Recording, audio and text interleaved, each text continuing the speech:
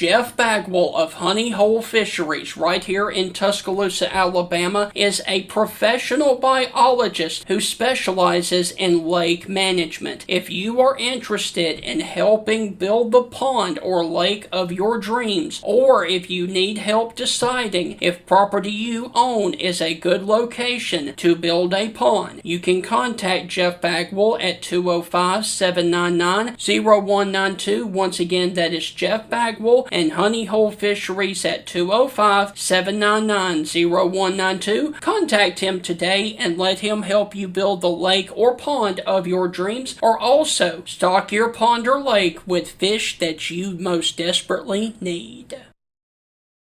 How would you like to live where you love in the state of Alabama? Whether it is you're upsizing, downsizing, retiring at the beach, or relocating for your job, then you are going to want to contact Celeste Hagler, owner of First Class Real Estate South Home Group, with brokers in Tuscaloosa, Orange Beach, and Huntsville. They can help you with the buying, selling, and investment needs throughout the state of Alabama. You can contact Celeste at 205-861-5698. Once again, that is 205-861-5698, and schedule a consultation to discuss your real estate goals anywhere across the state of Alabama. The Stingray Show is back, and that must mean it is time for the quarterfinals of the college football playoff, and that is exactly right. On this edition of the Stingray Show, we're going to be bringing you a preview of a previous matchup from earlier this year. That was a rematch of Georgia and Ole Miss. That was a barn burner there in Athens. Georgia went down early to Ole Miss as Ole Miss dominated that football game for 3 quarters and then ultimately ran out of gas as Georgia spotted Ole Miss 17 points in the fourth quarter to win that game 43-35.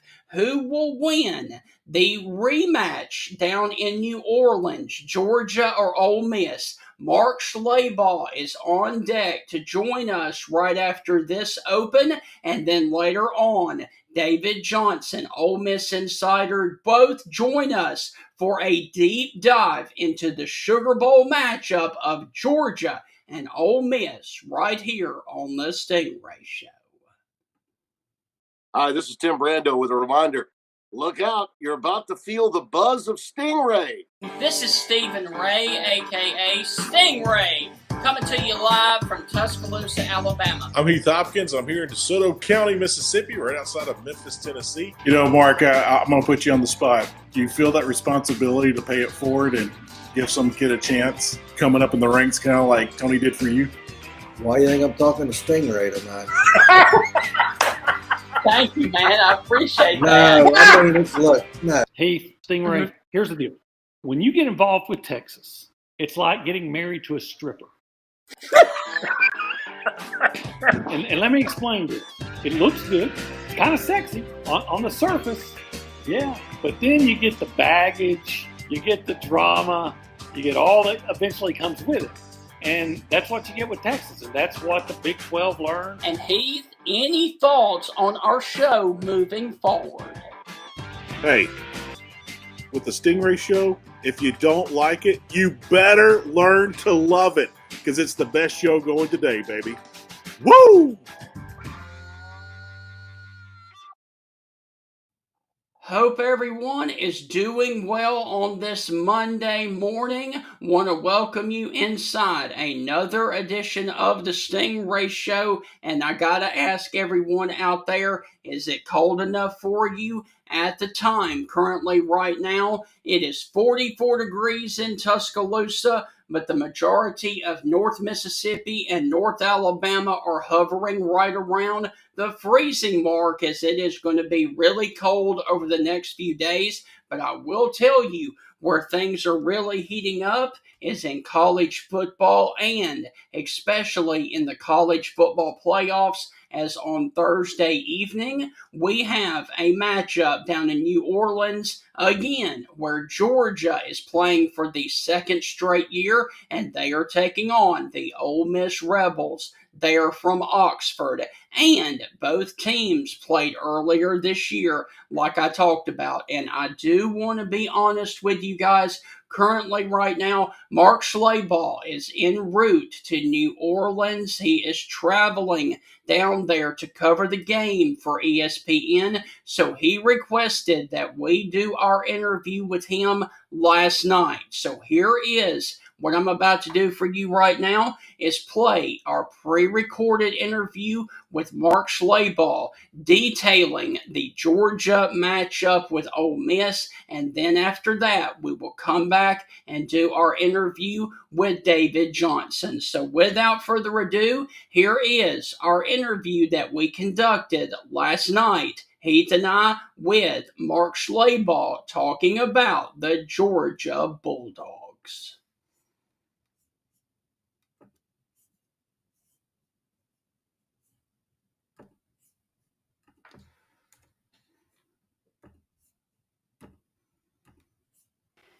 So now it is time to dive into the Sugar Bowl matchup for the next round of the playoffs between Ole Miss and Georgia. And this game was a rematch, or will be a rematch, from earlier this season in Athens, Georgia. Ole Miss dominated that football game through the first three quarters, and then Georgia took it over in the fourth quarter, scoring the last 17 points and ultimately winning the game there in Athens over Ole Miss for the Georgia Bulldogs. To break down this game, and with all of the distractions from Ole Miss about Lane Kiffin going over to Baton Rouge and going to LSU, Pete Golding, of course, being the new coach, and then Georgia winning the SEC championship. Here is our friend Mark Schlabach to join us to talk about this matchup down there in New Orleans. Mark, how are things with you? And first off, let me say, I hope that you had a wonderful, Christmas and the holiday season. Oh, we did. We did. Stingray, I appreciate the steaks you sent me. The family enjoyed them. Thank you. And I'll be headed to New Orleans today, later this evening. And, second straight year in New Orleans. And there's Heath. Yes. I'm always here, Mark. Steven didn't send me steaks this year, though. I guess he sent them to you. And a little Conecuh, the Alabama treasure. Right. Mark, looking at all the craziness that's happening right now, coaches are being poached from staffs, and that's normal. This is the time of year, the second part of the carousel as far as wide receivers coach, linebacker coaches, these great recruiters. What are some of the things that you're hearing as far as the SEC? Who's poaching who and what's going on? Well, Ole Miss just grabbed Frank Wilson, which we'd been hearing for a couple of weeks. One of the best recruiters in the country. They call him the king of New Orleans because he recruits that city so well. So I think that's a pretty big coup for Pete Golding. Kevin Smith, the Ole Miss running backs coach, is headed to LSU. Whether or not Quan Lacey and potentially Trinidad Chambliss follows remains to be seen. We'll have to figure that out. But guys, the biggest development to me in the SEC so far is Steve Sarkisian firing his defensive coordinator and bringing in Will Muschamp. Yes.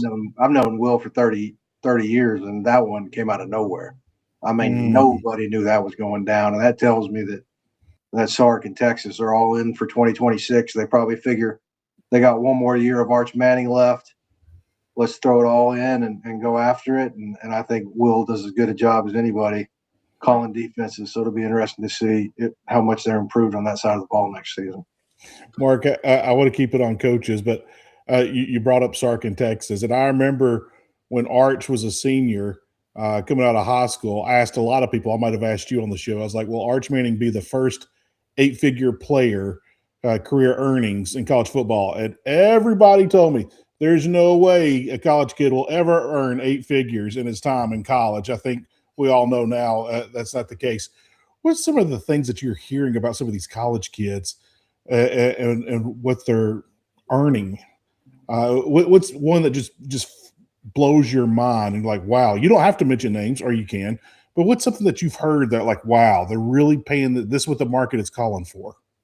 I mean, the one that jumps out at me, and the problem, Heath, is you don't know what's accurate and what's not accurate because you've got agents, NIL agents, throwing out big figures left and right because they're trying to get better deals for the kids and trying to get more clients.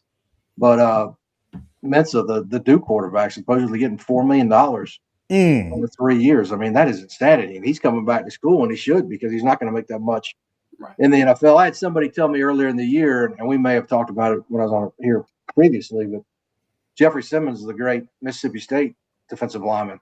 Yeah. Somebody said, you know what his NIL market is in Nashville with the Titans? 0. So how's a college quarterback worth $4 million? I mean, you're talking about one of the better defensive linemen in the NFL. So I still think it's completely out of whack.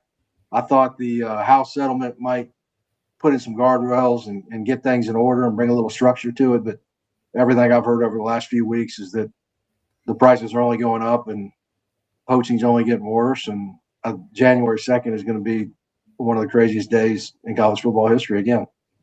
Now, Mark, when the portal opens.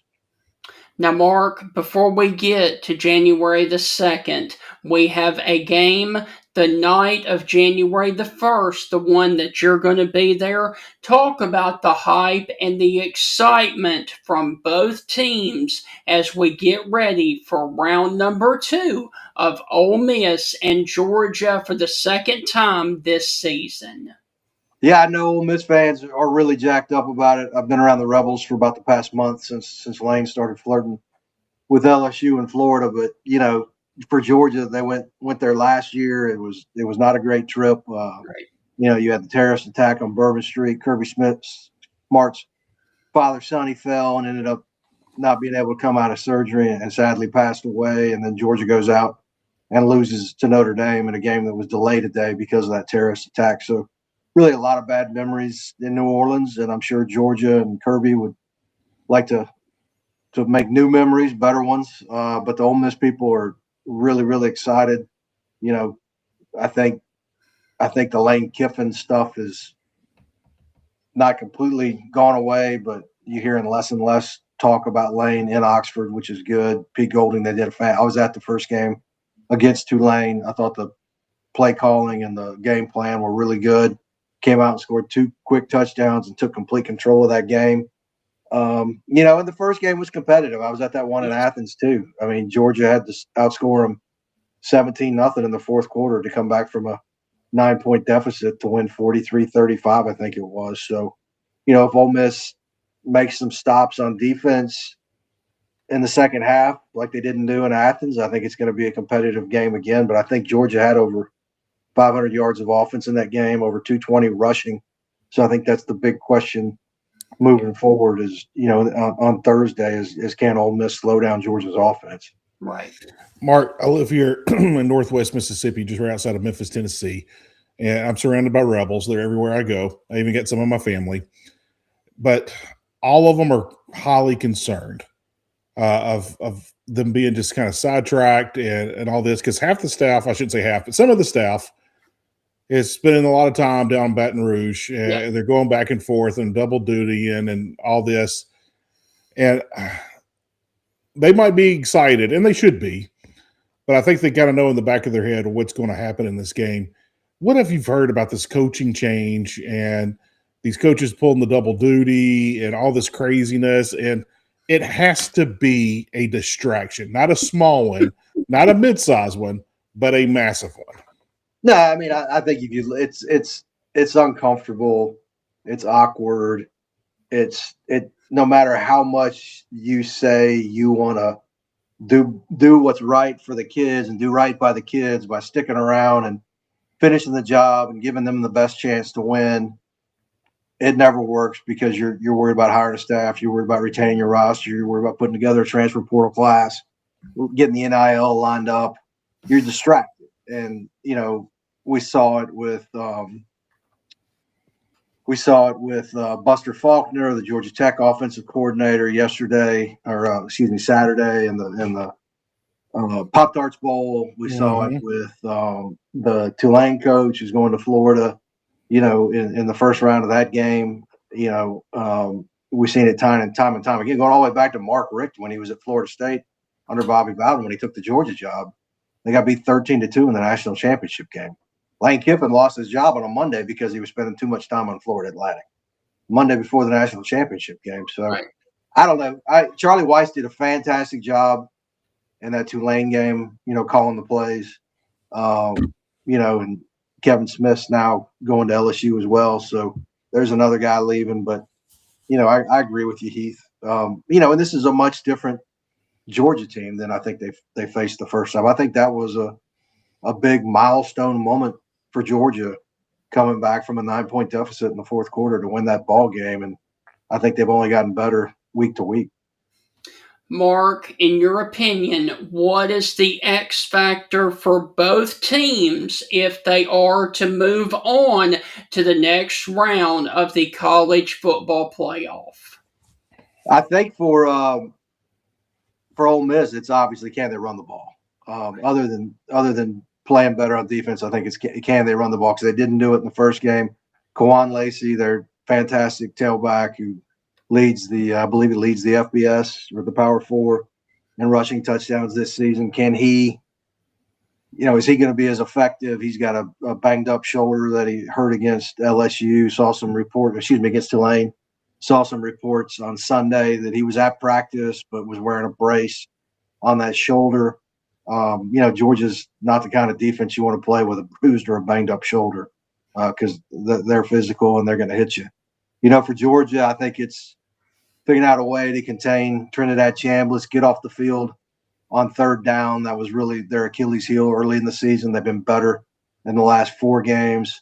Ole Miss had some success on third down in the first 3 quarters of that game. I think they were 5 for 9 in the game.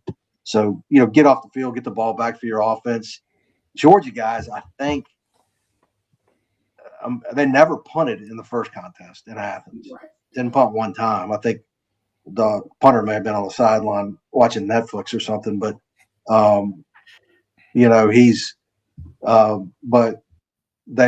think they controlled the ball for all but 1.5 minutes in the fourth quarter. It was insane. I mean, it was just touchdown. It was like 12 play 80-yard drive, 12 play 75-yard drive, and then Ole Miss went 3 and out, 3 and out, 3 and out. Right. So I mean, it was nuts. So, Mark, who do you ultimately have moving on to the next round in the playoffs? Georgia beating Ole Miss for the second time this season, or does Ole Miss get revenge for that loss there in Athens? Stinger, I think Georgia would really have to help Ole Miss to win this ball game. I think they'd have to turn it over a couple of times. Would have to make some uncharacteristic mistakes. There aren't many coaches that are better preparing in the postseason than Kirby Smart. Right. Give me Georgia 31-24. Okay. Interesting. Mark, just asking, coaching carousel, what have you heard as far as assistant coaches here, there, and anywhere in the SEC? What have you heard lately? I think Georgia's stable. I'm gonna be curious to see what Ole Miss does with that co-DC spot. Who else am I missing? South Carolina looks like they're full. Just picked up a couple guys from Penn State. I don't think the Florida people are real happy with Buster Faulkner right now after watching the Pop-Tarts Bowl, but he's a good football coach. Right. You probably know more about the assistant coaches at this point than I do, Heath, to be honest with you. Then we're all in trouble. Yeah. Well, Mark, I'll throw this out at you. Everyone fears and loves the portal drama. What's the latest you've heard on the portal, and what big names in the SEC are we going to see jumping around? I've been really surprised by how many guys from Texas have jumped in. Yes. It looks like Lane Kiffin's going to go out and get an entirely new offensive line at LSU. He has to. Oh, my gosh. Did you see that they line were last year? Yeah, they were horrible. Wisner from Texas really surprised me. That surprised me too. Yeah, I think that tells me they're going after the Jordan Ball at Florida, that they feel comfortable they're going to get him. I know Georgia would love to have him as well, if Frazier moves on. I think they're losing Josh McCray too, maybe. I think he's a senior. Chambliss and Lacey are the two big ones at Ole Miss. They got a freshman receiver whose name escapes me. People there tell me that's a guy that Watkins is the kid there that Lane would probably love to have. Bunch of guys from Florida have gone in. I'm frankly surprised. I love Shane Beamer, but surprised South Carolina was able to hang on to Sellers, and they had Stewart and the big receiver. What about Aaron Nolan there at South Carolina? The quarterback, 5-star quarterback, came from, I think, Ohio State. Yeah, he's back in the portal. You have any idea where he's going? No. I mean, there's a ton of guys there's a ton of quarterbacks in the portal. The UNLV quarterback went in yesterday. The North Texas guy is going to go in, I'm sure. Yep. Their best receiver and running back just went in. I assume they're going to go to Oklahoma State with Eric Morris. But no, and as soon as these playoff teams get eliminated, you're going to see guys jump in, guys who maybe aren't playing, or guys who are just looking for a better deal. Mark, let's talk about the other SEC team that is still there in the playoffs, and that, of course, is the Rose Bowl matchup, Alabama and Indiana. Indiana arguably is the hottest team right now in college football. Who do you have winning the Rose Bowl in Pasadena? Well, you might be able to tell by my accent, Stephen, that I grew up in Indiana. And when I was there, Indiana football was the worst program in America for about 30 years. I mean, it was insane. But I thought they'd take a step back this year. Lost a ton of guys off that team last year, but Kurt Cignetti has done an unbelievable job there. Mendoza won the Heisman. He's done better than that. Yeah. Bama played better against Oklahoma, but the thing that still concerns me is what's concerned me about Alabama all season. They can't run the ball. Right. 28 yards on 25 carries, after sacks, averaging about 1.1 yards a carry. And I love Ty Simpson, and I think he's a fantastic kid and a great, the kind of kid you want representing your program. But he had happy feet in the first half against Oklahoma and looked really uncomfortable. So they got to get Jeremy Bernard more involved. He didn't make any plays until the fourth quarter. It seemed like Ryan Williams is still highly inconsistent. Maybe another week, Jam Miller will be more effective. But they just, that Indiana defense really impressed me with the way they were able to shut down Ohio State in the Big Ten championship game. Defensive front's really good, and the Bama's offensive line hasn't been great. And again, they haven't been able to run the ball. So I kind of, I could see it going either way, but I'd probably lean towards Indiana at this point. And Mark, my final question for you. You have covered a lot of college football, and I have not seen anything resemble anything like this. What do you make of the downfall of Clemson and Dabo Swinney? On Saturday, they fell to 7-6 on the season, and this is the first time that they failed to win a postseason game since 2010. What do you make of the Clemson situation, and is it time for there to be a mutual separation between Dabo and Clemson? I mean, look, I think he's earned equity. He's with what he did there, winning a couple national championships, owning the ACC for more than a decade. I think there needs to be a reset somehow. With I don't think Dabo is going anywhere. I think they'd have to fire him, and I don't think they're going to fire him and pay him. I would be surprised if Garrett Riley's back. Klubnik's moving on. I think they've got to get more active in the transfer portal. He brought in a couple kids last year, but the days of signing 35 high school kids and develop them over 2 or 3 years, those days are gone. He's got to go out and find playmakers and pay for guys. So it's going to be a change of philosophy. It's going to be a change in the way you do business, and it's going to be uncomfortable, but it has to happen if they're going to bounce back. Good news is they're in the ACC and it can be done. But here's the deal. I don't know if he isn't stubborn enough to change. That's my only question. Is he willing to change? He hasn't until this point, so. Right. Somebody's going to have to force his hand. Right. Mark, you mentioned Ty Simpson a second ago. Will you see Ty Simpson in Tuscaloosa next year? That's a really good question, Heath. Right. I try. I saw people. I mean, I still see even our guys at ESPN still have him projected as a first-round pick. Right. I mean, if he's a first-round pick, you got to go. He needs to go. Yes. Because he may not be a first-round pick at the end of next year. I mean, look what happened to Carson Beck last year at Georgia, and what happened to Lenore Sellers and DJ Lagway and some other guys this year. If you're going to get first-round money, take it. And it's not a very deep quarterback class this year, so and Grubb and Kalen DeBoer may be ready to move on a little bit too. You mentioned DJ Lagway. Where's he going to end up if you had to guess? Oh, where have I heard his name at? Baylor? Wow. I've heard that. Yeah, Baylor. Is that right? I've also heard LSU, but I didn't buy that one. No, I think he wants Sam Leavitt maybe from Arizona State. Yeah. I've heard Sam Leavitt with Oregon. I'd love to see Sam Leavitt with Lane Kiffin. That's two guys who really like. That would be fun. Those guys really like themselves. Right. I was about to say, do you think one of them would choke the other one out during the middle of a game? Yeah, it'd be that would be entertaining. Nah, I mean, who are the other good quarterbacks in the portal? I know Jackson Arnold. He jumped in. I don't know if you could call him good or not, but he jumped in. And I'm trying to pull something out of the air here, but Jackson Arnold I'm trying to think of a good quarterback. Dan Mullen.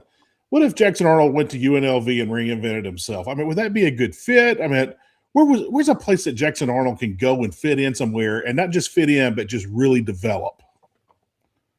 Or is it possible? You know what he probably needs to do is go somewhere and sit for a year. Right. And rework his mechanics and rework his decision making.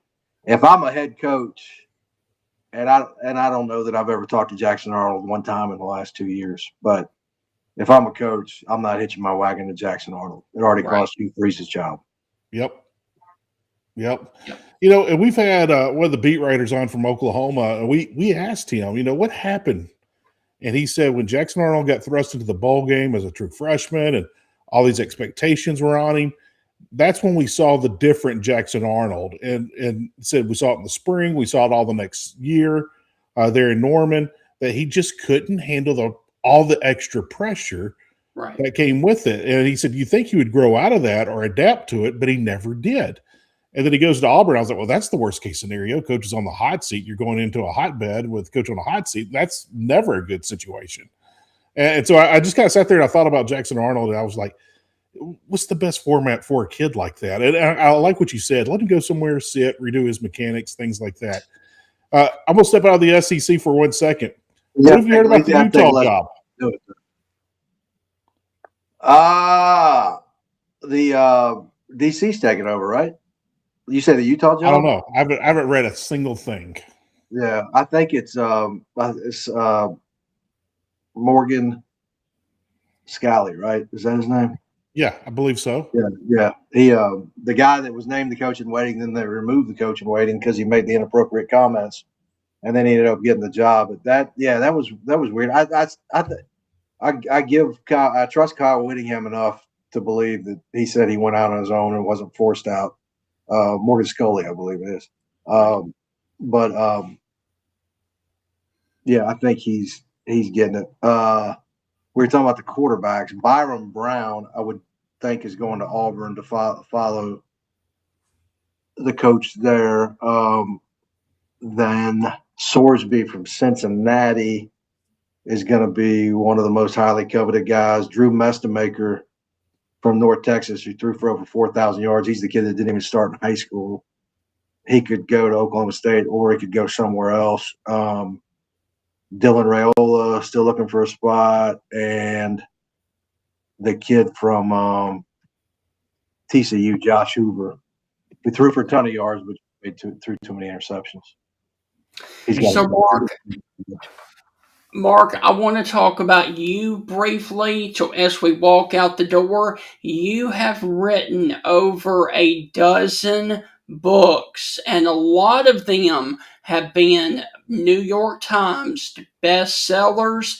Do you happen to have a book that you are currently working on right now? You know what? You always ask me that, Stephen, and I always say no, but guess what? Hit us. Break the news. I got a book coming out, and I'm looking to see what day it is. Okay. It's coming out in April, I believe. Okay. I helped David Pollock do his memoir, Every Day Counts. It's coming out in March. Lifeways imprint is publishing it, and I'm excited about it. It's a really good book, and his wife, Lindsay, as you guys know, had a brain tumor and had to have brain surgery, and they relied on their faith a lot to get them through that. And she is healthy and doing great. So I know they had a fantastic Christmas as a family. But no, I've known David since he was in high school. Right. And he went to Shiloh High School. When Georgia fired Jim Donnan, he called me and said, "What should I do?" I said, "Don't ask me." I said, I'll tell you to go to Notre Dame. Mark, did you grow up a Notre Dame fan? I knew you grew up in Indiana. Oh, yeah, I grew up a huge Notre Dame fan. And then, as I tell people, I grew up, Heath. Now, we're roughly the same age. I'm guessing you were a huge Tony Rice fan. Tony Rice, Mike Stonebreaker, all those dudes. That was my favorite team of all time. I was probably in seven. I was living in Georgia. We had moved to Georgia by the time that '88 team came along. But I was a Blair Keel, Anthony, Alan Pinkett, Alan Page. My dad was a huge Notre Dame fan. I can still remember the Coca-Cola poster we had in the weight room in our house with Dan Devine with his arms in the air like this when they won a championship during the 70s. But no, I watched it. I watched Notre Dame every Saturday. I watched Lindsey Nelson every Sunday morning, the highlights.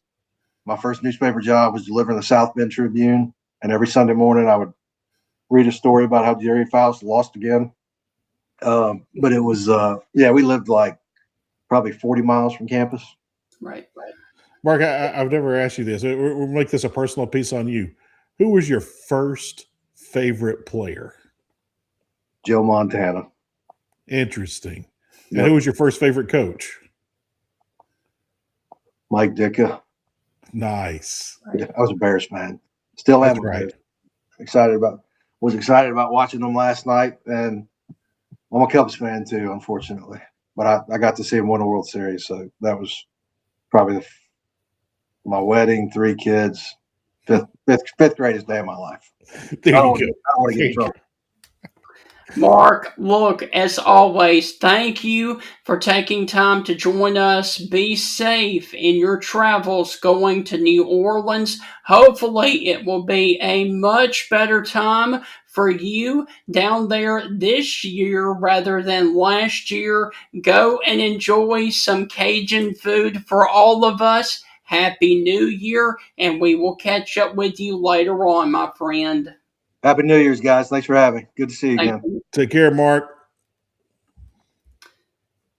All right, so Heath, that is going to wrap up our interview there with Mark Schlabach from Georgia. And Heath, briefly, I wanted to bring this up before we brought Mark on, but you were just a little bit late. The only issue that I have with Georgia in this football game was what happened with Georgia last year down in New Orleans. They are back-to-back SEC championship winners, which means last year and this year they got the first round bye. Last year, it came back to bite them because they were a little sluggish in that football game, because on third down, they went 2 for 12.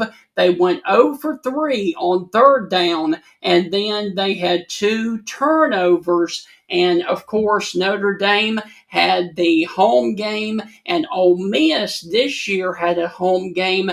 Could we potentially see another slow start from the Bulldogs this Thursday night when they take on Ole Miss, because they are rusty, because they have not played since the SEC championship? Yeah, it's possible. I'll say this. I don't care if you're coaching high school, rec sports, youth sports, the NFL, whatever, um, the NBA, no matter what you're coaching, when you lose, you kind of look back of how you prepared things. You look back at how you did things, and you try to make adaptations and adapt to those situations, and go about that way. I don't think Kirby's going to be sleeping on that. I think that kind of kept him up of, why did we start so slow? Why were we so sluggish? Right. I heard a practice report here, like, 2.5 weeks ago, and they just said Kirby was just way over the top in nitpicking everything in practice. And I was at the time, I was like, I don't know why he's doing that, but there's a reason why he's doing that. Right. Usually you don't nitpick things and that. So that was just a random practice report I read online. I don't think there was anything special about it, but I think the approach is the story in between the lines there. So I think they're going that route with it. If I had to guess, I don't know. I don't have any insight on that. But I really do think that how they prepared last year compared to how they prepared this year will be different. It's not that they prepared bad last year. It just wasn't the correct way, right, and they came out sluggish. So I just see it as that kind of situation for Georgia this year of, hey, we can't come out flat, and Ole Miss has a very big reputation of starting fast. I know Lane Kiffin's not there, but Charlie Weiss Jr. is calling the plays, and he called the plays all season. So I got a feeling Ole Miss wants to start fast. Ole Miss would love to see Georgia come out sluggish and slow, and a little rusty and offbeat and everything else. Ole Miss would love to see that, but I don't think you will. You might even see a trick play or two in there. I don't think that will happen, but I wouldn't be shocked. Wouldn't be shocked at all if Georgia did something that they haven't done all season, or that driving the field on counter plays all the way down the field to open the game up, or keeping it simple on the ground, but keeping the defense unaware, and whatever it might be. Right. But I definitely think Georgia will be very much more prepared coming into this one. Heath, as we transition to the Ole Miss side of this matchup with David Johnson, I do want to point this out.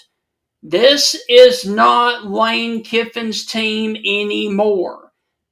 This is Pete Golding's football team. It stopped being Lane Kiffin's football team when he ditched them for more money and potentially greener pastures down at LSU. Everybody still wants to say, oh, this is Lane Kiffin's football team. No. Is Lane Kiffin still on the sidelines in Oxford? Is Lane Kiffin still calling the plays on Thursday night? Is he still making a trip with them to New Orleans? No, he is not. Therefore, this is no longer Lane Kiffin's football team. His team is at LSU. And I want to make that very clear. Yeah. I'm with you on that. I mean, I think a lot of people are overblowing the situation, but at the same time, you can't ignore it either. Right. Lane's gone. He's not coming back. It's over. Yeah. And is there drama around it? Of course. There's always drama when a coach leaves a program, whether that's North Texas or Michigan or Utah or, South Florida or the University of Florida. I mean, right. It's just different. And things change. Things always change. And you just got to move and adapt and go on. And the people that learn how to do it faster are the ones who are more successful. Yes. That's in any line of work or any college football program. So I think Ole Miss, I'll say this for Ole Miss, and this is a benefit. You're making this coaching change during the season. You didn't make the coaching change. It happened to you. Right. But you've already played a game. You've already got that. You've already cleared that first hurdle of what it's going to be like without Lane and this and that. You've already done that. Yeah. So you're doing it again. And it's stiffer competition, a team that's already beat you. Yes. Some are saying the best team in college football. I don't know if they are or not, but they're definitely in the top 5. Yeah. I think Ole Miss will be fine. I just, Stephen, here it is. The same 3 questions I ask every game. Which team has the better quarterback, Ole Miss or Georgia? I know that's a hard one.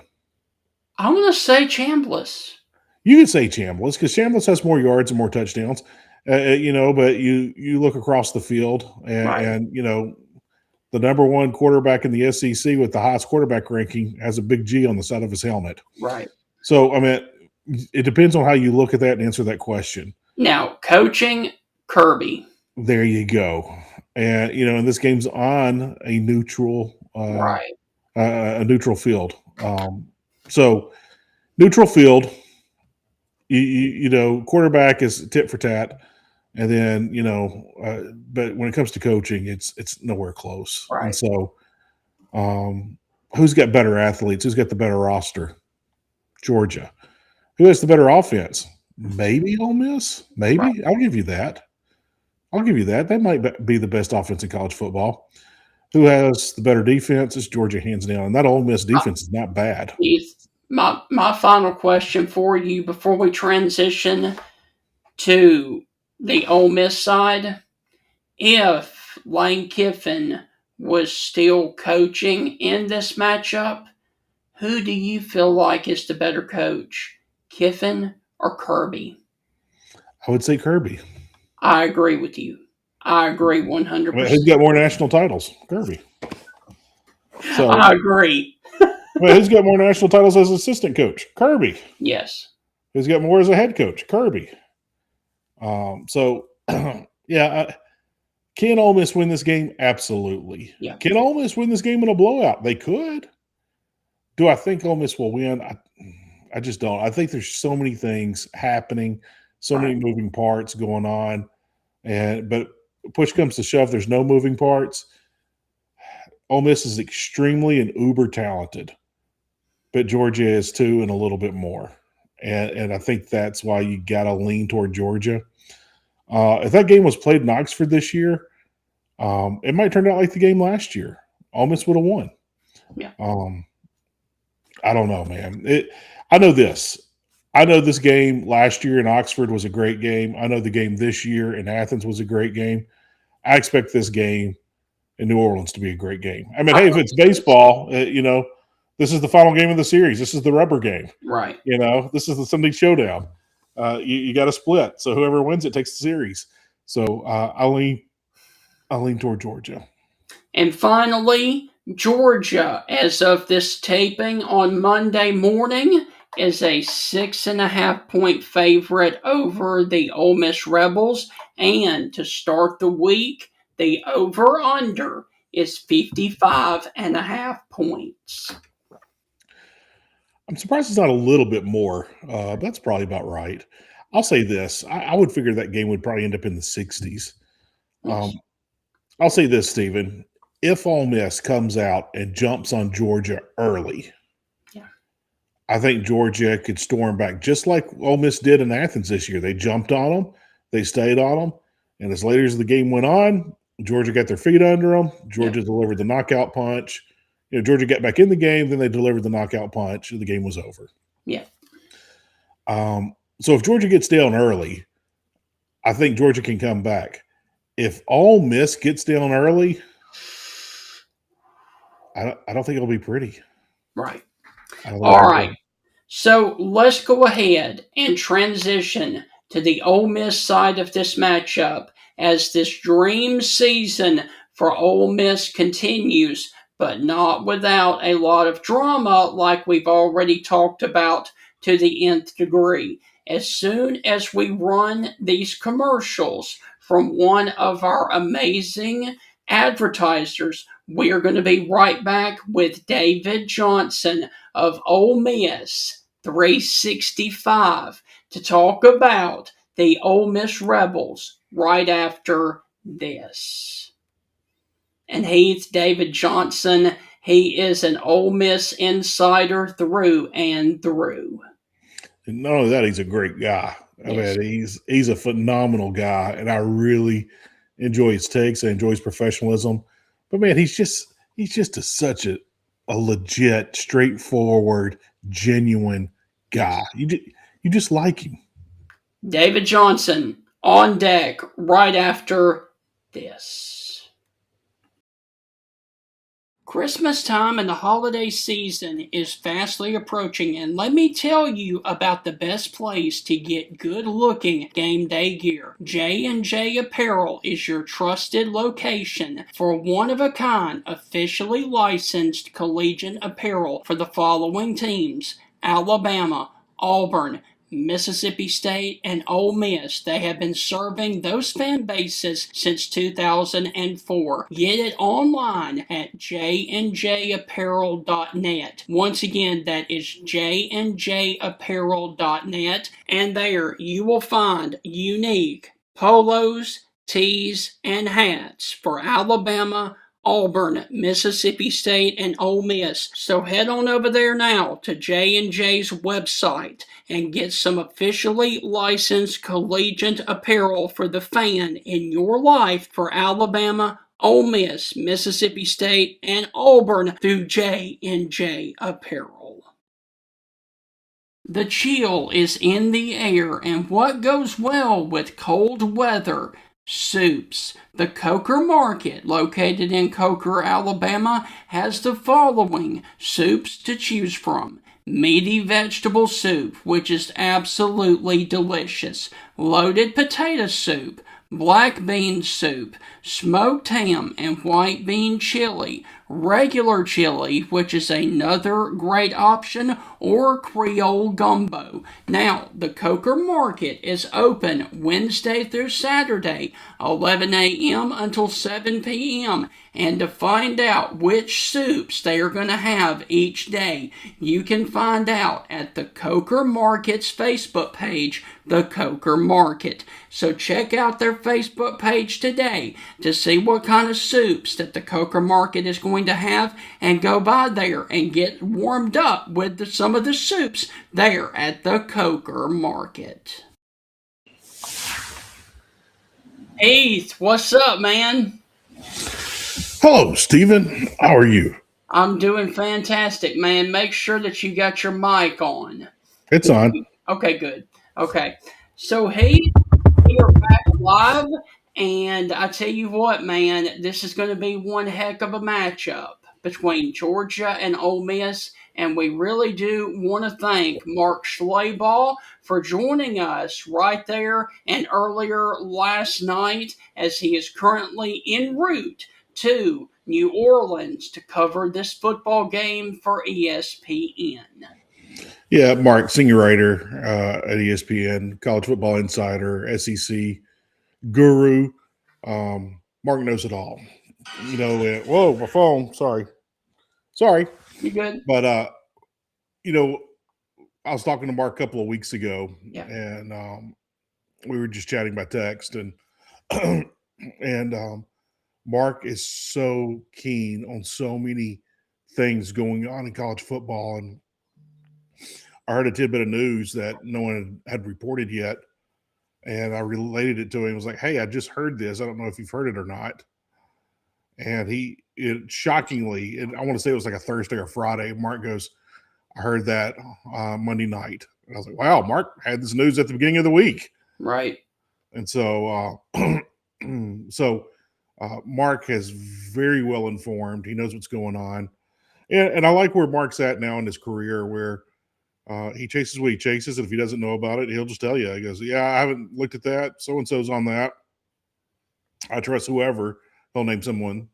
to be the source on that. So, Mark Schlabach, what a great dude.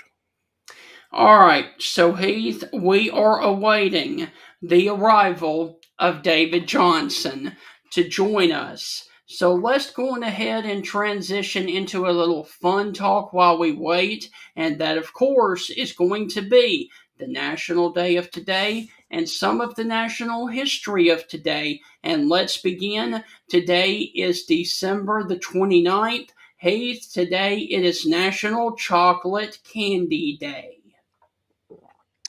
Nothing wrong with that. I'm trying to stay away from it. Although my kids have they emptied out their stockings and everything else. But there's a lot of chocolate candy within my eyesight of where I'm looking right now. Like I see some there, I see some there. So yeah, that won't be too hard to celebrate at my house today.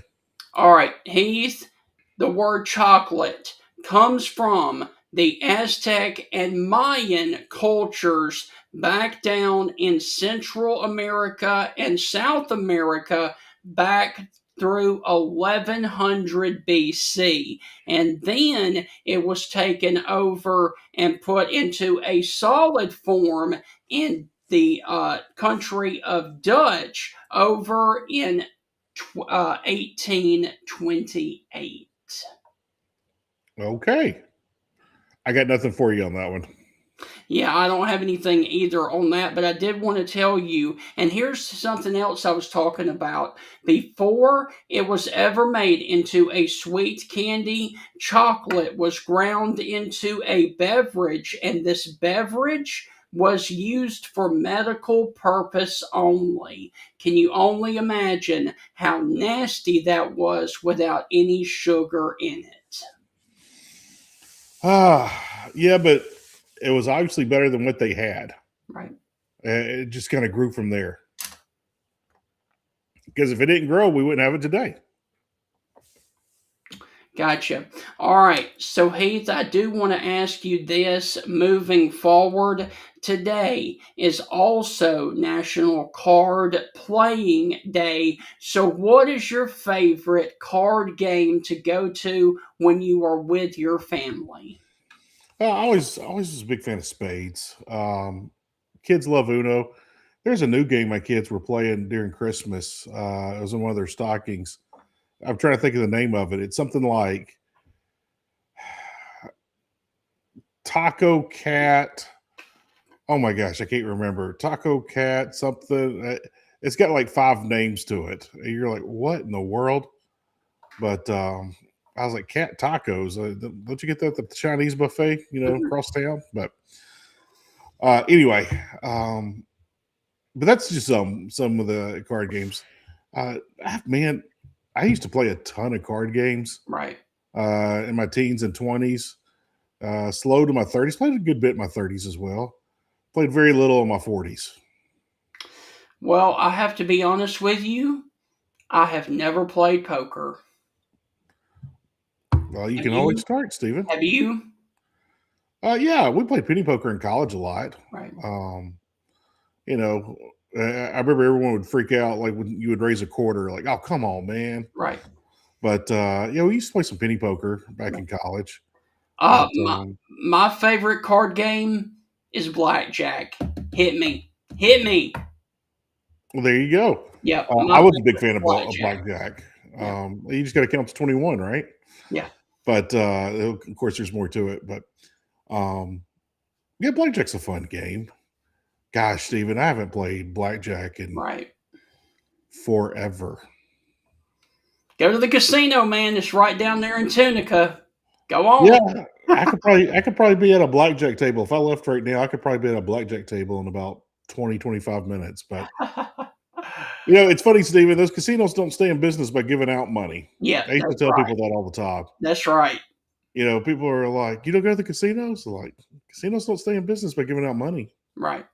All right. And Heath, today is the birthday of a very prominent figure in American history. It was one of our presidents, and I'm going to test your knowledge. Who was the 17th president of the United States? and it is his birthday today. He was born in 1808. Man, he used to be a presidential buff. 17th president? Yep. So that's going to be after Lincoln. Yes. I believe, yes. Mm-hmm. Because I want to say Lincoln was 16. I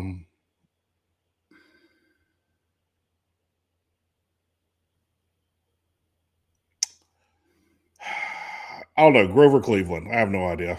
Andrew Johnson. That's what I said. Today is the birthday of Andrew Johnson. Not Andrew Jackson. Andrew Johnson. Correct. So there you go. All right. So Heath, that is going to wrap up the national history of today and the national day of today. Now let's transition into the college football playoff preview of the Georgia and Ole Miss matchup. Earlier, we had Mark Schlabach on from Georgia. Now let's welcome in Ole Miss insider David Johnson to talk about this dream season that is continuing for the Ole Miss Rebels with the insider David Johnson. David, how are things with you there in Oxford, Mississippi? Man, it's cold this morning. I mean, it was tropical over Christmas, and I wake up this morning and it's like 28 degrees. And my wife has the dubious task of feeding one of her friend's chickens every morning while the friend is in sunny Florida. So I get talked into going with her this morning, and we're out there in 28 degrees and a blowing hawk from the north, and it's feeding chickens. And in turn, she gets the eggs, 2 eggs. So chickens don't lay eggs in super cold weather. I can tell you that. But other than that, look, man, there's hardly anybody here. They're all in New Orleans. Ole Miss fans love a reason to go to New Orleans. As you remember, we played Tulane a couple of years ago at Tulane for the New Orleans experience for the Ole Miss fans. And now we get to go down there and play the Georgia Bulldogs, and a rematch of a pretty darn good game earlier in the year. And guys, I'm just glad there's a roof over the Superdome and it's going to be warm. This will, of course, we launch OleMiss365.com on Saturday, which you guys are going to be a big part of. And I'm so excited about it. And we're all going to catch up on that after today's show. But, man, welcome to the family. And, guys, man, I'm just beyond excited. I mean, I've got the Sugar Bowl. I've got a midnight Friday night launch, January 3rd. And I'm doing a podcast with women's assistant head coach Quentin Hillsman here in a couple of hours. That podcast, of course, hosted by Marcus Dent. But man, oh man, we got a lot of stuff going on this week, guys. So let's talk David, sugar. I do have to ask you, are you making the trip down to the Cajun city of New Orleans to watch your Ole Miss Rebels? We talked about that as a company. And with the Sugar Bowl being played January 1st and us launching on January 3rd, we're still going to have some analysis and breakdown of the game and all. But sending staff instead of making the trip myself, though I've got fantastic health news, no more cancer. All right. I did have open heart surgery 7 months ago. So more of the routine is the thing for me right now. And, but if we are in the Fiesta Bowl, I'm already at Arizona. I promise you. We're going to make that trip and be happy about it. But, so welcome to the family, guys. And let's talk about this big ball game coming up. So I do want to ask you, briefly recap from the Ole Miss side, the first matchup there in Athens, where Ole Miss dominated that football game for 3 quarters there at Georgia. Yeah, I think Ole Miss ran out of gas. obviously, at the end. Of course, Ole Miss leading that game by 9 points going into the fourth quarter. They end up losing by 8. So a 17-point swing. But not only ran out of gas, but I think in some ways ran out of depth against Georgia. Ole Miss doesn't run out of depth against many teams, but Georgia and Kirby Smart, they have a roster that is extremely deep. And I think that's how I would sum the game up. That's what happened. Credit to the Georgia staff for making the correct offensive adjustments to be able to overtake the Ole Miss defense there at the end, and to the Georgia defensive staff for being able to throttle Ole Miss. I mean, it was a brutal fourth quarter for the Rebels. 3 brilliant quarters, 1 bad quarter, but the quarter that counted the most, we lost in. Expect a replay of that? No, I really don't. I think this is going to be more of a low-scoring game. Do you guys know what the over-under is on this game? Oh, it's 55.5. 55.5. I could, Vegas is good at what they do, as Heath pointed out. They don't have casinos to lose money. That's right. I think that's right. What the last game was a little bit of a scoring affair. I think this one is probably not going to be. I could see it being very much in the 28-21 range, one way or the other. But the thing I think Ole Miss has going for it is Pete Golding, and you could even say John David Baker, even though he's not calling plays. That'll be Charlie, but there are different influences that are going to be on this game plan. Right. And look, you might miss it, but you might hit it out of the park as well. If I'm going, look, we already played Ole Miss once, and it was a competitive game in Athens, and we'll talk more about that in a little bit. So, do you expect more of the same, and the Rebels, the coin toss goes their way? I don't think so. Pete Golding is a great football mind, and I think Pete is going to roll some new stuff out to Georgia, both on the offensive and defensive side in this. And guys, Pete doesn't like to lose, and he's 1-0 as a head coach. He's going to try to make it 2-0 over, 2 top 12 teams to start it off. And, I'm going to be breathless with anticipation all day long, waiting for kickoff to this game. And, I just got off the phone with John Bowen. He's headed down there for us tomorrow, actually. And, he's going to be down there for the pregame and to capture all those events. But, for the game itself as well. And guys, I think this could be the de facto national title game. Now, I know Indiana, Ohio State, those guys are still hanging out there. We'll see what Indiana's made of this weekend as they play Alabama. And Ohio State's got a hot Miami team. So, I don't even know that those two will still be around for the semifinals, but we're 1 win away from playing for the semifinals of a national championship. And I always chuckle when all these people go, okay, 59, 62, these are all disputed titles. One poll said this team was the national title. Very turbulent world going on at that time. And, there was no doubt there was some quote unquote Big Ten bias going on in the voting against, but this would be an undisputed national title. Nobody could ever take it away from you other than a Bulldog fan on a good day. They'd still try, but Stephen, I'm just poking you right there. We know you're an SEC guy, but Heath, I really think this is going to be a classic battle between Kirby and Pete, both Nick Saban disciples. And to be honest with you, I said I wasn't going to bring this up again on a different podcast, but man, it feels so much better to be an Ole Miss fan with Lane Kiffin following around the LSU Tigers now. I got to admit to you, it does.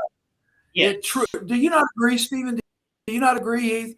I mean, it's like a burden has been lifted off of all our shoulders here in Rebel Land. I mean, we love Lane because Lane won, and that's the most important thing.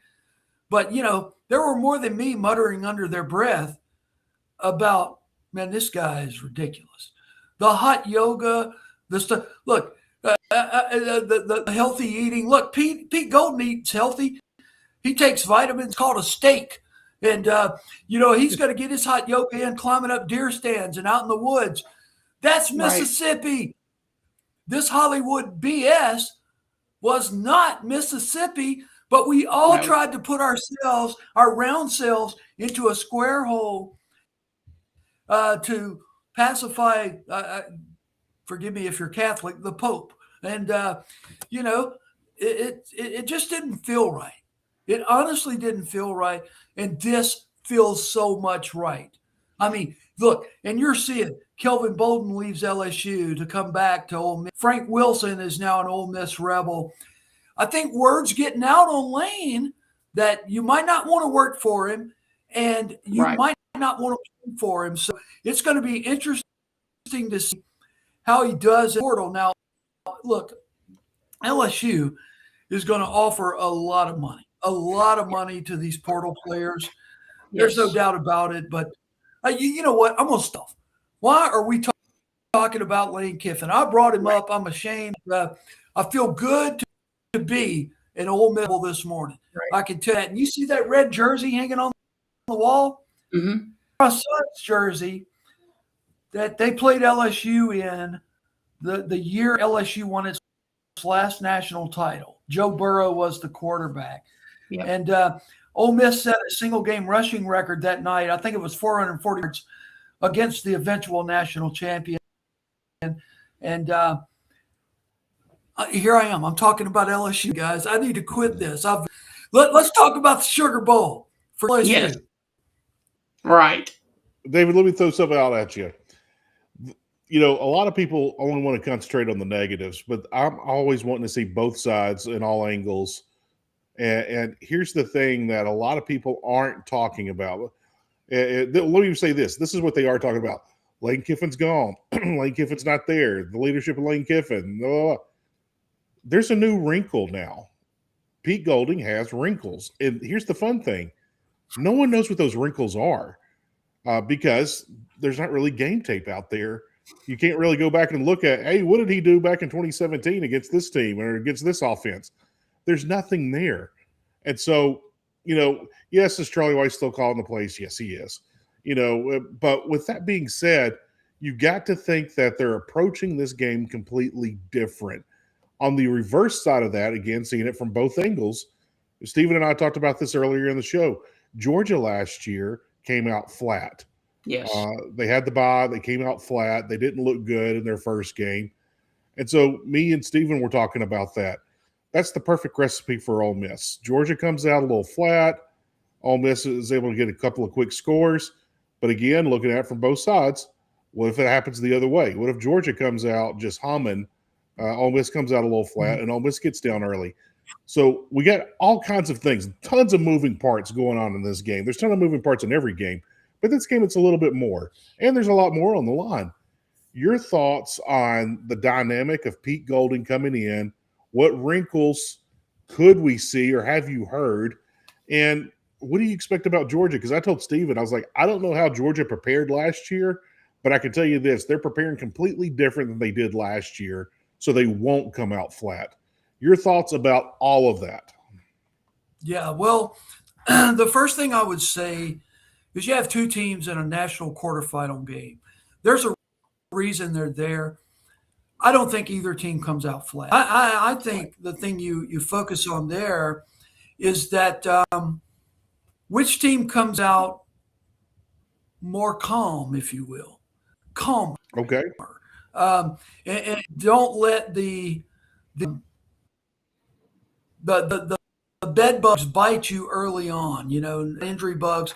I'm talking about the gravity of the moment, what you're playing for, who can come out smooth and run their offense and their defense the way it's supposed to be ran.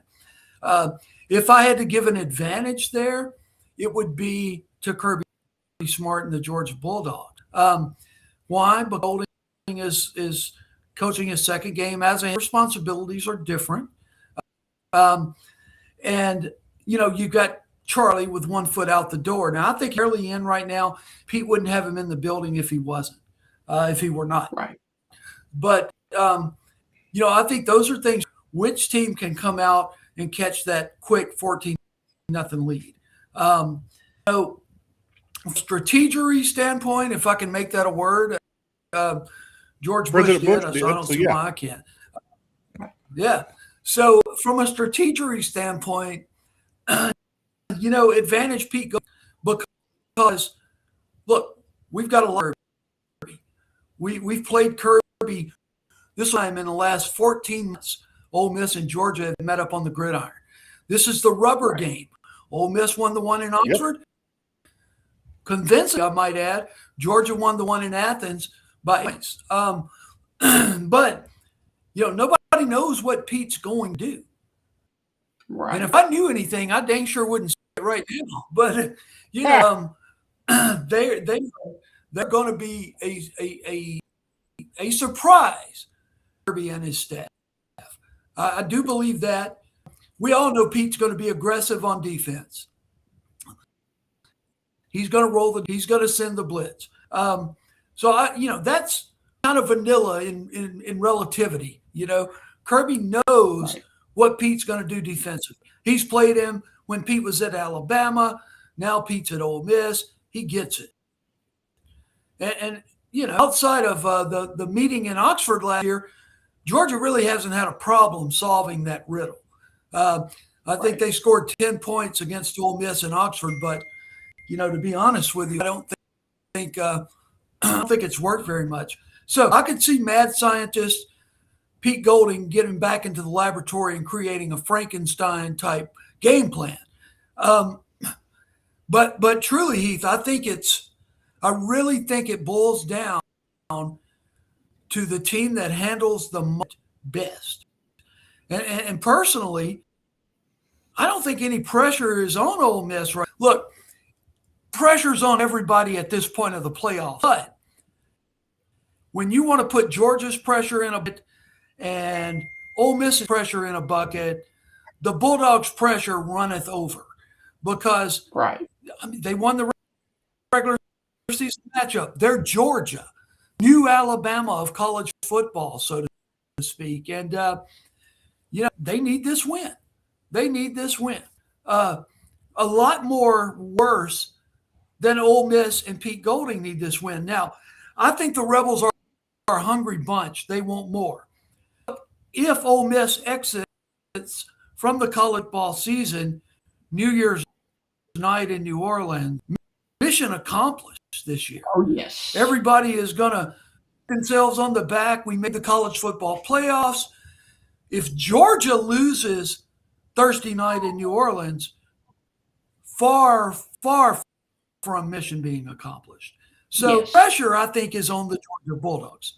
Now, I know Pete Golding, and I know this Ole Miss group. And look, Pete is a football coach. He's a throwback to the 1980s. Okay, the old Vietnam vet that coaches your junior high football team that runs you till your tongue hangs out. Pete's a little bit like that now. He's old school. And he will have his team ready to play. And then it boils down to who makes the plays. And I think the critical element for Ole is going to be their defensive line play and how much pressure they can apply to the Georgia quarterback, which in turn makes your DBs look a hell of a lot better than they are. Yes. And that's the key to the game. It's Georgia's O-line versus the Ole Miss defensive line. You've got a couple of Mississippi studs in Will Eccles from Houston, Mississippi. And then Heath, you'll love this, Cam Franklin from Lake Cormorant. So, I mean, these cats have played unbelievable this year. So has Ubami Ellen and the rest of that crew. But they got a chance to shine on national TV. And people are talking about Chambliss, guys. I'm not worried about Trinidad. Trinidad has played in this type of game before, albeit not on national TV until their national title game, I think. At Division II Ferris State, he won it all last year.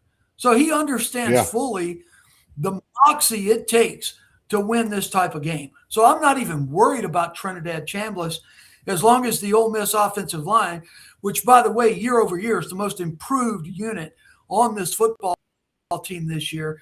And that's kudos to John Garrison for being able to put together.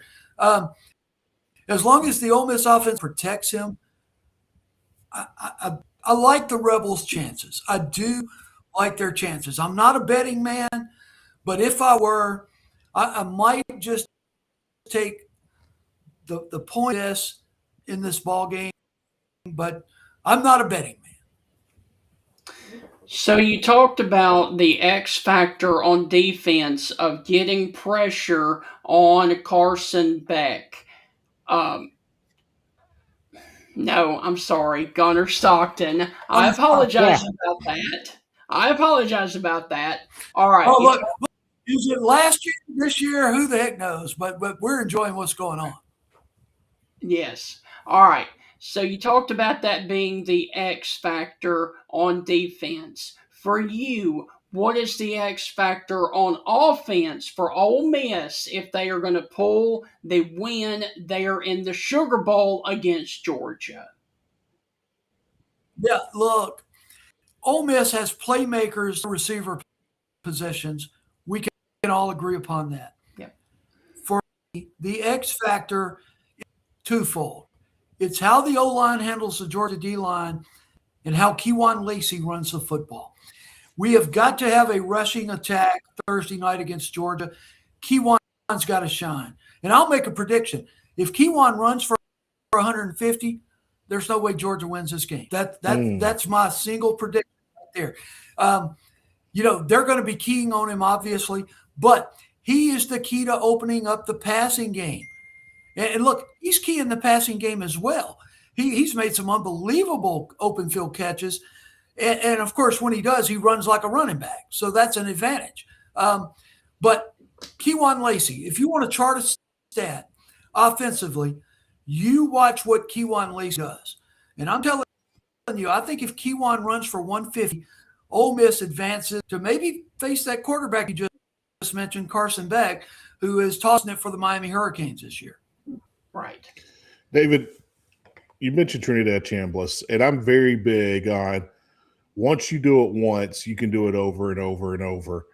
Trinidad won a national title at D2. Is it different than D1? Absolutely. But it doesn't change the fact that he stepped up. There's a lot of pressure. There's a lot of things that go on off the field leading up to those games, those big-time games, and a lot of things that happen during the games. He's walked through the fire before. I don't think you can replace those kind of things. Heaven forbid, if Trinidad is able to make this happen and keep winning and win a second national title here, one being D2, one being D1, this kid has just catapulted his draft stock through the flipping roof. I mean, all the way through the top of it, blown it out. Talk about anything that you've heard about his approach to this game, the vibe that you're getting out of practice reports, because we all know quarterback position is the most important position just because it has to deal with timing, leadership, all kinds of stuff. It doesn't necessarily go with completed passes and running for first downs, but those always help. But talk about Trinidad and his just experience going through the D2 and how Ole Miss might rely on this heading into this game with Georgia, trying to get a shot in the semifinals. Yeah, certainly are going to rely on that leadership ability. And, case in point, this is a kid who transferred from Division II Ferris State. And the whole world thought, okay, Kiffin's gone out and got him an experienced backup to the guy who was one of the most celebrated preseason hype quarterbacks in the country in Austin Simmons. And what did Trinidad do? He came in and took his job. Wally pipped him. Y'all know who Wally pipped? I remember the name Wally Pipp. Who was Wally Pipp? I need multiple choice here. Yeah, okay. Who was Wally Pipp? Just tell me.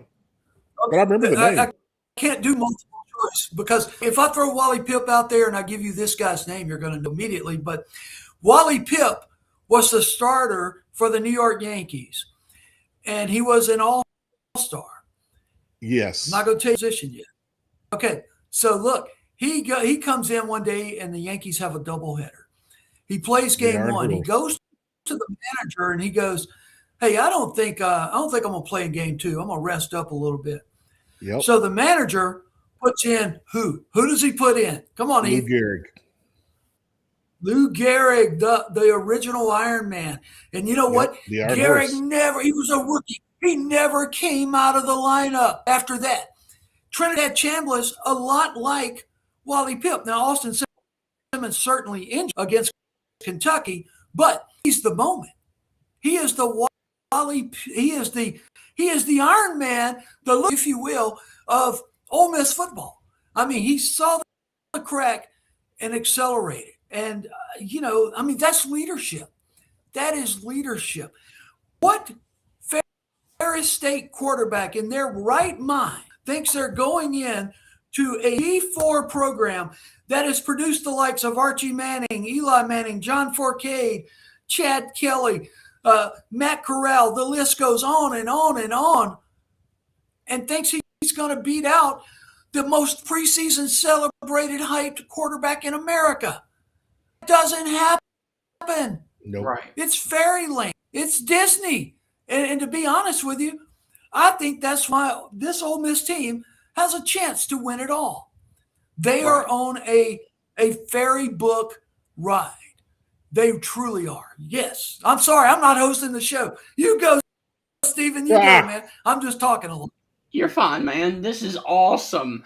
So, when we get to the matchup there on Thursday night, give us a prediction. Who moves on to the next round, Georgia or Ole Miss? Here in this matchup, who is bringing home the sugar back to Oxford or to Athens? Yeah, this one is tough. But this is not old Ole Miss. This is not the 1970s, 1980s, even 1990s, now and then Ole Miss. This is an Ole Miss team that has really asserted itself to being a college football power. Yes. And it took half a decade with putting up with Lane Kiffin, but I mean that's where the program's at. That's the program Pete Golding has inherited. I believe Ole Miss is going to win the Sugar Bowl, and I believe it's going to be in dramatic, thrilling fashion. In other words, P when the commercials between the third and fourth quarter come on so that you can hold it through the final period. You will not want to miss the end of this game. Right. And that's kind of, that's kind of with a prediction, but I can see Ole Miss winning this game 28-27, somewhere along that line. I do not think it's going to be this, 52-48 shootout. Right. I think it's going to be a game. I think it's going to be decided in the last minute and a half, last 90 seconds, decide this game, one way or the other. And if I had to set a line on it, neutral field, I'd say Ole Miss -1. But I'm not Vegas. Right. I'm a red and blue, dyed-in-the-wool Ole Miss rebel. But, that's what I think, guys. David, go ahead and give us your prediction of the other SEC matchup there in the playoffs. It is Alabama, Indiana out in the Rose Bowl. Who wins that matchup and moves on to the next round? Yeah, okay, so I have a good friend, Mark Dent, who is one of our business partners at Ole Miss 365. Marcus's son, of course, is Isaiah Autry Dent, the former offensive tackle for the Oklahoma Sooners, who is now in the transfer portal or will be Friday. So Marcus goes to see Dr. Altmaier quite a bit, whose son is Luke, the quarterback for the Illinois Illini, former Ole Miss quarterback. Anyway, if you remember back earlier this year, before anybody even knew who Indiana was, Indiana obliterated Illinois. I mean, that game was something like 70-14. And Dr. Altmaier was at that game, and he's telling Marcus this. He's like, man, they're for real. He said they're top of the SEC for real. Players all over the place. They are fast. They're quick. They're muscular. And fast and quick. There's a difference in being fast and quick, but they're both. And so I do think this is an interesting matchup. And we all watched what Indiana did against Ohio State. I think Indiana is the best coached football team, college football team in America. Kirk Cignetti is absolutely. They have the money and resources up there to be the cream of the Big Ten. Yes. I am just right now a huge believer in the Alabama Crimson Tide. I'm just not. I'm not quite sure Alabama in that 12-team field. Right. But they're in it. So, if I had to pick that game, I'm picking Indiana and by 14 to 17 points. I don't think it's going to be close, guys. Well, Alabama can't run the football. That's the major issue. Let me say this. I love Alabama quarterback Ty Simpson. I've known Ty since he was a recruit. His dad, Jason, is a dear friend who's the head coach at Tennessee Martin. Right. Indiana won't win this game because of Ty Simpson. I'll say that. But I do think Indiana wins this game. I think they control the fourth quarter. Okay. Wow. David, I'll ask you about Ole Miss and Georgia. What's one thing that you really think Ole Miss will exploit in this game to give the Rebels the advantage? What's one thing that you just think this is the matchup, or this is, the situation, whatever it might be, this is the player? What's the one thing that just comes to your mind that really gives the edge to Ole Miss to pull off this victory? Yeah, well, as I mentioned, I think it's the Ole Miss defensive front, what kind of pressure they're able to put on Gunnar Stockton. But if I had to boil it down to one guy we just talked about, Trinidad Chambliss, he has got to internal clock going where, he's got to know when to pull it and when to run. And he's got to have the vision to find his lanes. Not Lane Kiffin, but his running lanes. I think that's it. I think those are two things I would look at. That, and I know you asked me for one thing, but I got three. Okay. KC rushing yards. As Kewan is able to effectively run, this passing game is going to work much better because they're going to have to walk the safeties up. They're going to have to try to stop Kewan Lacey from running. And when they do that, you get more situations. And look, man, these Ole Miss receivers are more than capable of breaking one-on-one situations wide open. Get into this. Ole Miss has one of the best field goal kickers in the world in a college game, Lucas Carnero. And look, man, if it comes down to putting the ball on the turf and him booting one through, and I think it very well could, I feel good about that as well. Also love the punting for Ole Miss with Bird. I mean, man, this guy's had an incredible year. He is a weapon. So, that's why I'm picking Ole Miss. I think they're going to do fine Thursday night. I don't think Rebel fans will be disappointed. And hotty toddy. That's all I got to say, guys. David, as always, thank you for taking time to join us. Hopefully, you and your family had a happy holiday and a Merry Christmas. Happy New Year to you and yours. We are thrilled to be joining Ole Miss 365 with you there on January the 3rd. I will leave you with this. Hotty toddy. Good luck to Ole Miss to continue the dream season. Hopefully, to continue now without the drama queen of Ole Miss. Go and enjoy covering all of the festivities, and we will catch up with you later on. Hopefully, it is next week to continue to talk about Ole Miss in the semifinals on their way to another national championship. And I want to add another thing. Way to kick cancer in the butt, brother. Yes. You kicked COVID. You were down and out. You beat COVID, and now you've kicked cancer in the butt.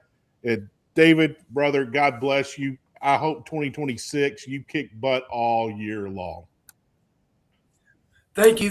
And listen, man, that was, I over to Jesus Christ, my Lord and Savior. And, Amen. he has blessed us in so many ways. And, it's like I tell everybody about, when I had COVID, I mean, you look back on it, a period of time was more of a blessing than a curse. And I just think God has blessed me again, maybe through affliction, but, we certainly give him all the credit, all the glory. Excellent medical team, Dr. Allen, even, Dr. Strong and crew and Dr. Lee that carried me through the heart surgery. And they say it's perfect. And they count and say, well, now you're going to live into your 90s. So the proof in the pudding, guys. I mean, people that have had the triple bypass like I've had, they're 89, 90 years old now. And I've quit eating red meat. No more steak, no more pork, no more sausage and biscuits. And my 11-year-old has gotten on the non-additive diet right alongside me. And I feel great. I feel like I'm 30 years old again. And, that's a blessing. Now, I do know cancer. I'm going to go in work in 3 months, and I do another scan in 6 months, as long as the blood work still looks good. And, cancer is a fight the rest of your life. It could always return. So right now, it's gone. The oncologist said, your scan looks great. So that's what we're hanging our hat on, that and the mighty healing power of Jesus Christ. Yes. Amen to that. David, thank you as always. We will return right after this. Stay right there as we're going to talk with you. Thank you for joining us, and hopefully Ole Miss can get another win over Georgia just like they did last season. Thank you, David. Okay, guys. All right, so Heath, that is going to wrap up the entire college football playoff Sugar Bowl preview show. I really do want to thank both Mark Schlabach and David Johnson for joining us. Heath, we have gone an hour and a half this morning. I think that is long enough. So we are going to sign off here on the Stingray Show.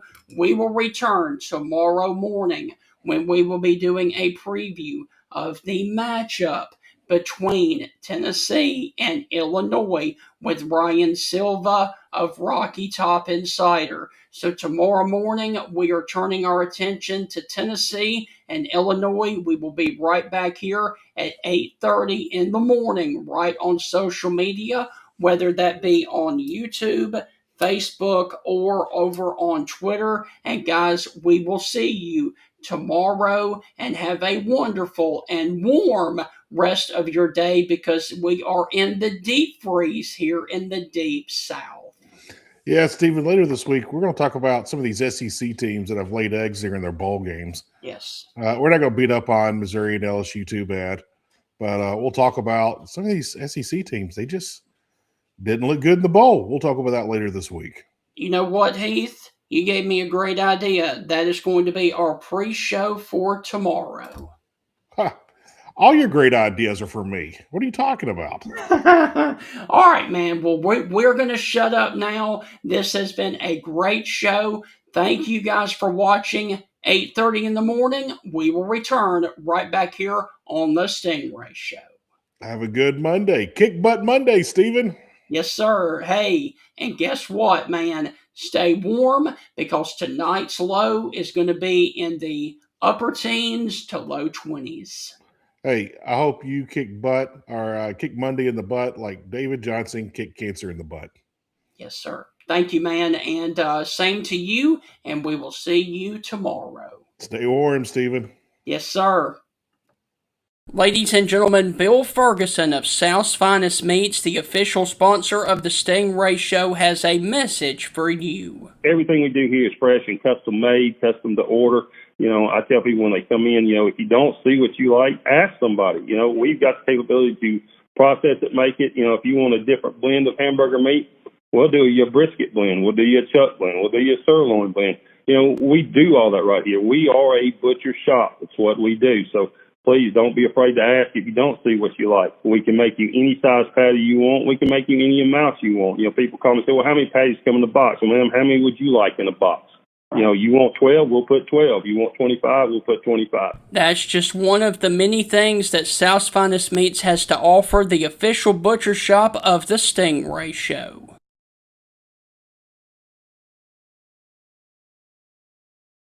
We all enjoy the changing of the seasons. Fall is a special time to be thankful for our families and many blessings. It is also a great time, though, to review your insurance coverages.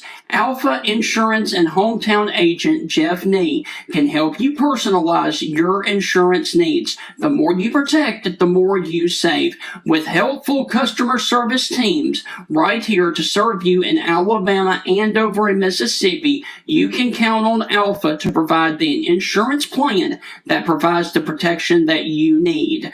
For all your auto, home, life, and business insurance needs, call Alpha agent Jeff Nee or drop by his office at 202 McFarland Boulevard East, Suite 101 in Tuscaloosa, Alabama. And remember, with Jeff Nee, the more you protect, the more you save.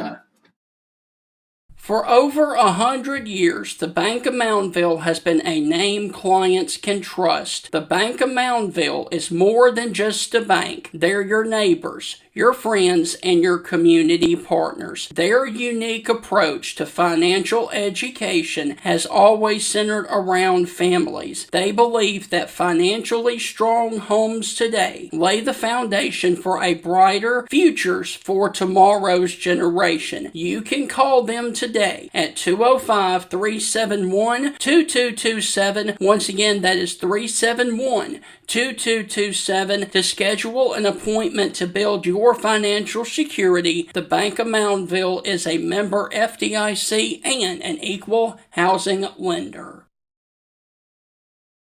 Christmas time and the holiday season is fastly approaching, and let me tell you about the best place to get good-looking game day gear. J&J Apparel is your trusted location for one-of-a-kind, officially licensed collegiate apparel for the following teams: Alabama, Auburn, Mississippi State, and Ole Miss. They have been serving those fan bases since 2004. Get it online at jnjapparel.net. Once again, that is jnjapparel.net, and there you will find unique polos, tees, and hats for Alabama, Auburn, Mississippi State, and Ole Miss. So head on over there now to J&J's website and get some officially licensed collegiate apparel for the fan in your life for Alabama, Ole Miss, Mississippi State, and Auburn through J&J Apparel.